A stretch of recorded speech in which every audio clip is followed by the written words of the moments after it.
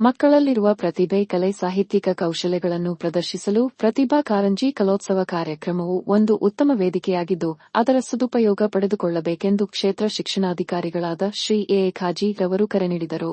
ಸರ್ಕಾರಿ ಪ್ರೌಢಶಾಲೆ ಕಗದಾಳದಲ್ಲಿ ಹಮ್ಮಿಕೊಂಡ ಮುನವಳ್ಳಿ ವಲಯ ಮಟ್ಟದ ಪ್ರೌಢಶಾಲಾ ವಿಭಾಗದ ಪ್ರತಿಭಾ ಕಾರಂಜಿ ಕಲೋತ್ಸವ ಕಾರ್ಯಕ್ರಮ ಉದ್ಘಾಟಿಸಿ ಮೇಲಿನಂತೆ ಅಭಿಪ್ರಾಯ ವ್ಯಕ್ತಪಡಿಸಿದರು.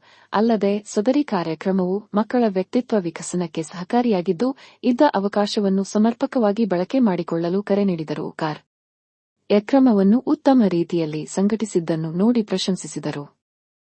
ಮುಖ್ಯ ಅತಿಥಿಗಳಾಗಿ ಆಗಮಿಸಿದ್ದ ಕ್ಷೇತ್ರ ಸಮನ್ವಯಾಧಿಕಾರಿಗಳಾದ ಬಿಎನ್ ಬ್ಯಾಳಿ ಮಾತನಾಡಿ, ಪ್ರತಿಭಾ ಕಾರಂಜಿಯಲ್ಲಿ ಸ್ಪರ್ಧಾಳುಗಳು ಕಾಟಾಚಾರಕ್ಕೆ ಭಾಗವಹಿಸದೆ ಏಕಾಗ್ರತೆ ಮತ್ತು ನಿರ್ದಿಷ್ಟ ಗುರಿಯೊಂದಿಗೆ ತಮ್ಮ ಕಲೆಯನ್ನು ಪ್ರಸ್ತುತಪಡಿಸಿದಾಗ ಮಾತ್ರ ಬಹುಮಾನ ಪಡೆಯಲು ಸಾಧ್ಯವೆಂದರು. ಅಧ್ಯಕ್ಷತೆ ವಹಿಸಿದ್ದ ಗ್ರಾಮ ಪಂಚಾಯಿತಿಯ ಅಧ್ಯಕ್ಷರಾದ ಕೃಷ್ಣರೆಡ್ಡಿ ಸವದತ್ತಿರವರು ಮಾತನಾಡಿ, ಶಾಲಾ ಮಕ್ಕಳಲ್ಲಿ ಹುದುಗಿರುವ ಪ್ರತಿಭೆಗಳನ್ನು ಹೊರಗೆ ತರಲು ಈ ಒಂದು ವೇದಿಕೆ ಮುಕ್ತ ಅವಕಾಶ ನೀಡಿದ್ದು ಉಪಯೋಗಿಸಿಕೊಳ್ಳಲು ಕರೆ ನೀಡಿದರು. ಮುಖ್ಯೋಪಾಧ್ಯಾಯರಾದ ಆರ್. ಸಿ. ರಾಠೋಡ ಪ್ರಾಸ್ತಾವಿಕವಾಗಿ ಮಾತನಾಡಿದರು.